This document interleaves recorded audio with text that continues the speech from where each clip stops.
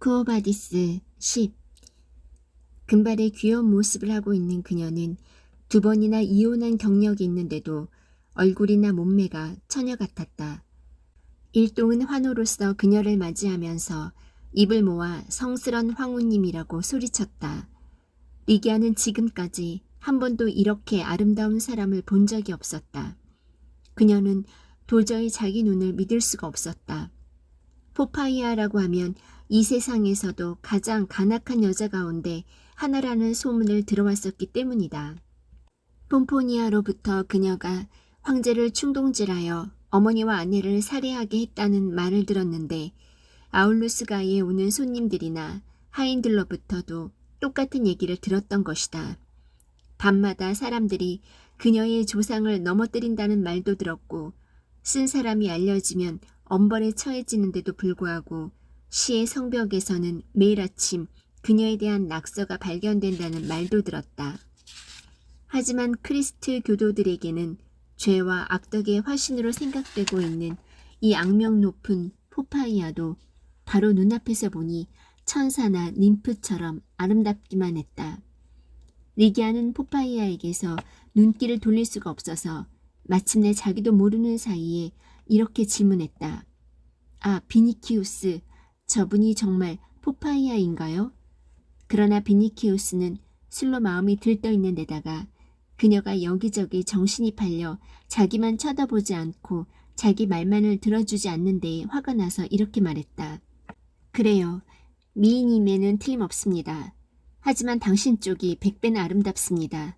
당신은 자신을 모르고 있어요. 만일 알고 있다면 나르키소스처럼 자기 자신을 사랑하게 될 겁니다. 포파이아는 당나귀의 저주로 목욕을 한다지만 당신은 베누스가 자기 저주로 목욕을 시켜주고 있을 겁니다. 이렇게 말하면서 그가 점점 가까이 다가오자 그녀는 악태 쪽으로 몸을 피했다. 마침 그때 황제가 일어섰으므로 여기저기서 조용히 하라는 소리가 들려왔다. 가수인 디오도루스가 델타라고 불리는 뉴트를 황제에게 건네주고 반주를 하기로 되어 있는 가수 테르프노스가 나블리움이라고 하는 악기를 가지고 황제에게 다가갔다. 네로가 식탁 위에다 델타를 세우더니 천장을 쳐다보았다. 연회장은 잠시 찬물을 끼얹은 듯이 조용했고 천장에서 꽃이 떨어지는 소리만 들려왔다. 황제는 자작의 베누스의 찬가를 읊기 시작했다. 읊는다기보다 2개의 악기 소리에 맞추어 곡조를 붙여서 노래 흉내를 내고 있었다. 음성은 약간 쉬어 있었으나 듣기 싫지는 않았고 시도 별로 나쁘지는 않았기 때문에 불쌍한 리기아는 또다시 양심의 가책에 시달렸다. 왜냐하면 그 창가는 더러운 사교의 여신인 베누스를 찬미하고 있었지만 무척 아름답게 생각되었으며 황제가 머리에 월계관을 쓰고 위를 쳐다보고 있는 그 모습이 연애를 시작할 때보다는 훨씬 훌륭해 보였고 생각하고는 딴판으로 무섭지도 않고 끔찍하지도 않았기 때문이다. 일동은 우리와 같은 박수를 보냈다. 하늘의 소리다 하는 외침이 여기저기서 들려왔으며 감격의 표시로 2 손을 쳐든 채 노래가 끝났는데도 내리지 않은 여자도 있고 눈물을 훔치는 사람도 있어서 회장은 온통 벌집을 쑤셔 놓은 것처럼 들끓고 있었다. 포파이아는 금발의 머리를 숙여 네로의 손에 입술을 대고 한참 동안 말없이 그대로 있었다. 그리스 태생인 절세의 미소년 피타고라스가 이때 네로의 발밑에 엎드렸다. 그러나 네로는 열심히 페트로니우스만을 바라보고 있었다. 네로가 항상 바라고 있는 것은 그의 찬사였다. 페트로니우스가 말했다. 곡에 대해서 말씀드리자면 오르페우스도 이 순간에는 여기에 있는 루카누스처럼 이 노래의 아름다움을 신망한 나머지 새하얗게 질려있을 것입니다. 또 시로 말씀드리면 조금만이라도 덜 훌륭하지 않은 것이 유감스러울 따름입니다. 조금만 부족하더라도 제가 그것을 찬양하는 데 적당한 어휘를 발견할 수가 있었을 테니까요. 루카누스는 선망하는 자의 본보기로 자기가 들먹여진 데에 대해서 기분 나빠하지도 않고 오히려 페트로니우스에게 감사의 눈짓을 던지면서 짐짓 불쾌한 신용을 해보이며 말했다. 이 무슨 저주받을 운명인가. 이런 위대한 시인과 같은 시대에 태어나다니. 그렇지만 않았으면 나도 세상 사람들의 기억 속에 살아남아 피부스를 모신 산에 모셔질 판이었는데 이쯤 되면 태양 앞에 등불처럼 빛이 흐려질 수밖에. 놀라우리만큼 기억력이 좋은 페트로니우스는 창가를 군데군데 되풀이하기도 하고 시구를 하나하나 인용하기도 하고 특히 아름다운 표현을 분석해가면서 칭찬하기도 했다. 루카누스는 그 시의 매력 때문에 부러운 마음도 얼어버렸다는 듯한 얼굴로 페트로니우스의 말 끝에 자기도 감격의 말을 덧붙였다. 네로의 얼굴에 기쁨과 끝없는 자만의 빛이 떠올랐다. 그 표정은 바보스러운 표정이라기보다 오히려 바보의 표정 그 자체였다. 그는 두 사람에게 자기가 가장 아름답다고 생각한 식구를 지적했을 뿐 아니라 마침내는 루카누스를 위로하려고까지 했다. 사람의 소질은 타고나는 것이라서 어쩔 수 없는 것이니 너무 절망하지 말라면서 사람들이 주피터를 숭배한다고 해서 다른 신들을 숭배하지 않게 되는 것이 아니라고 그는 말했다. 또다시 시가 낭송되고 대화가 시작되었으나 그 대화는 기지보다는 오히려 추용에 의해서 짓거려진 것이었다. 그러자 유명한 광대인 파리스가 이나쿠스의 딸 이오의 연문을 춤으로 보여주었다. 손님들, 그 중에서도 그런 구경을 해본 적이 없는 리기아는 마치 기적이나 마술을 보고 있는 것만 같았다. 파리스는 손과 몸뚱이를 움직여서 다른 무용수들 같으면 도저히 표현하지 못할 것을 교묘하게 표현해냈다. 그의 두 손이 주위의 공기를 흔들자 마치 처녀의 몸뚱이가 황홀경에 떨듯이 애옥에 떠는 요염하고도 들뜬 분위기를 만들어내는 듯했다. 그것은 춤이 아니라 그림이었다. 사랑의 신비만 그대로 폭로한 매혹적이고도 적나라한 그림이었다. 그것이 끝나자 이번에는 키벨레의 제사들이 들어와 시리아에 춤추는 처녀들을 상대로 치터, 피리, 심벌즈, 북 등의 악기 소리에 맞추어 거친 외침 소리를 지르며 야만스런 음탕함이 넘치는 주신의 춤을 추기 시작했다.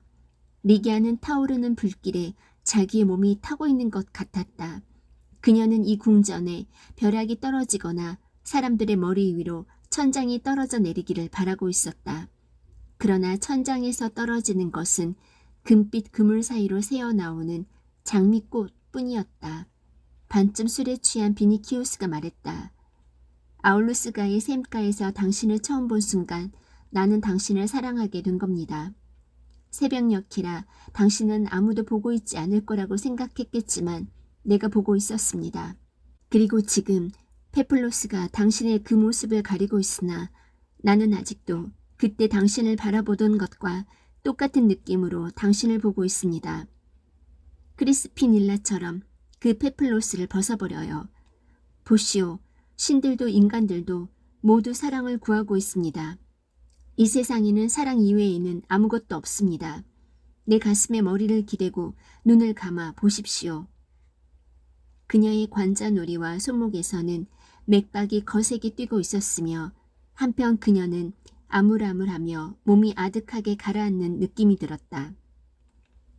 뿐만 아니라 좀 전까지도 그처럼 가깝고 믿음직스럽게 생각되던 비니키우스가 자기를 구해주기는커녕 자기를 심연으로 끌고 들어가려는 것처럼 보였다. 그녀는 비니키우스가 원망스러웠다. 그녀는 점점 기운이 빠져갔다. 정신을 잃고 무슨 끔찍한 일이 일어날 것만 같았다. 황제의 노여움을 두려워하는 한 그가 자리를 일어설 때까지 아무도 자리에서 일어서면 안 된다는 것을 그녀는 알고 있었다. 설령 그녀가 그걸 모르고 있었다 하더라도 그녀는 이미 일어설 기운을 잃고 있었다. 연회가 끝나려면 아직 멀었다. 노예들은 여전히 새 음식을 내오고 손님들의 술잔에 끊임없이 술을 따라주고 있었다. 이윽고 반원형의 커다란 테이블 앞에 두 씨름꾼이 나타나서 씨름을 보여줄 차례가 되었다. 올리브유로 번쩍거리는 억센 두 몸뚱이가 한 덩어리로 되더니 서로 얽힌 탄탄한 팔 밑에 뼈가 으스러지는 소리가 들리고 꽉 담은 턱에서는 이를 가는 소리가 났다. 사프란을 뿌려 놓은 단위에서 이따금 투덕투덕하고 급하게 맨발로 구르는 소리가 들려오더니만 이내 조용해지고 두 사람은 꼼짝도 하지 않았다. 마치 돌로 새긴 군상을 보고 있는 듯했다. 로마인들의 시선은 그 단련된 등, 울퉁불퉁한 넓적다리, 그리고 긴장된 팔의 움직임을 황홀하게 뒤쫓고 있었다. 그러나 씨름도 오래 끌지는 않았다. 크로토는 유명한 씨름꾼으로 검투사를 양성하는 학교를 경영하고 있었는데 로마 제국 최고의 역사라는 이름이 아깝지 않았다. 그의 상대자는 차츰 호흡이 빨라져서 숨을 헉헉 내쉬더니 얼굴빛이 시퍼렇게 변하며 끝내 입에서 피를 토해냈다. 크로토가 상대의 등을 밟고 서서 거대한 팔로 팔짱을 끼고 의기양양하게 호란을 둘러봤을 때 일동은 이 승부에 우레와 같은 박수를 보냈다. 마침내 맹수의 탈을 쓰고 그 우는 소리를 흉내내는 흉내쟁이들과 광대들이 들어왔으나 손님들은 이미 술로 눈이 어두워져 있었기 때문에 구경하는 사람은 별로 없었다. 연회는 점차 술주정과 음탕한 거동으로 접어들었다. 조금 전에 주신의 춤을 추던 시리아의 처녀들이 손님들 사이로 뛰어들어왔다. 치터, 류트, 아르메니아의 심벌즈, 이집트의 시스투룸, 나팔, 그리고 뿔피리가 시끄럽게 울리는 소리가 들려왔다. 손님들 중에는 이야기를 계속하고 싶어서 악사들에게 나가라고 악을 쓰는 자도 있었다. 주인은 온통 꽃향기와 연회가 계속되는 동안 귀여운 소년들이 손님들의 다리에 뿌리고 다니는 향유의 냄새로 가득 찼고 그 위에 사프란의 향기와 사람들의 숨결이 더해져서 숨이 막힐 지경이었다. 등불의 불꽃은 사그라들었고 손님들의 머리 위에 얹힌 화관은 시들기 시작했고 모두들 창백한 얼굴로 땀을 흘리고 있었다.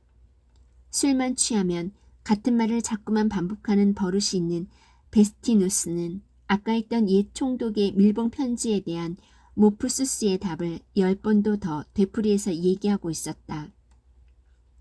페트로니우스는 취했지는 않았다.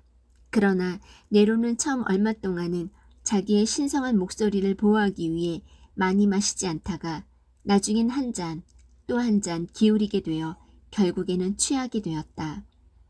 그는 자작시를 그것도 그리스어로 낭송해 보려고 했으나 가사를 잊어버리고는 아나크레온의 노래를 큰 소리로 읊기 시작했다. 피타고라스와 디오도루스와 테르프노스가 반주를 했다. 그러나 모두 박자가 맞지 않아서 반주를 중단하고 말았다. 네로는 미의 감식가로서 또 신미가로서 피타고라스의 아름다움을 찬미하며 넋을 잃고 그의 양손에 입을 맞추기 시작했다. 그는 그처럼 아름다운 손을 언젠가 본 적이 있다고 말했다. 그래서 그는 한 손으로 땀에 젖은 이마를 짚고 기억을 되살려 보려고 애썼다. 갑자기 그의 얼굴이 어두워졌다. 어머니? 그래, 저 손은 내 어머니 아그리피나의 손을 닮지 않았는가? 과거의 어두운 환영이 그를 덮쳤다. 사람들의 이야기로는 네로는 말했다. 어머니는 달밤에 바이에와 바울라 근처를 거닐었다고 한다. 무언가를 찾기라도 하듯이 그냥 걷고 또 걸었다는 거야. 이따금 배가 있으면 다가가서 들여다보고는 사라지곤 했지. 하지만 어머니의 시선을 받은 어부들은 모두 죽어버렸다는 거야. 괜찮은 시제입니다. 페트로니우스가 말했다. 레무릴리아는 격식대로 치렀다. 다시는 어머니를 만나고 싶지 않아. 5년, 벌써 5년이나 되었구나. 어쩔 수 없었지. 어쩔 수 없었어. 어머니가 자객을 보냈으니 사형 선고를 내리지 않을 수가 없었던 것이다. 짐이 그때 선수를 치지 않았더라면 너희들은 오늘 짐이 낭송하는 것을 듣지 못했을 것이다. 폐하, 로마와 온 세계 이름으로 폐하께 감사를 드립니다. 하고 도미티우스 아르페가 외쳤다. 술이다, 북을 울려라. 그리하여 다시 소란이 일어났다. 황제도 취했다. 남녀 할 것 없이 모두들 취해서 쓰러졌다.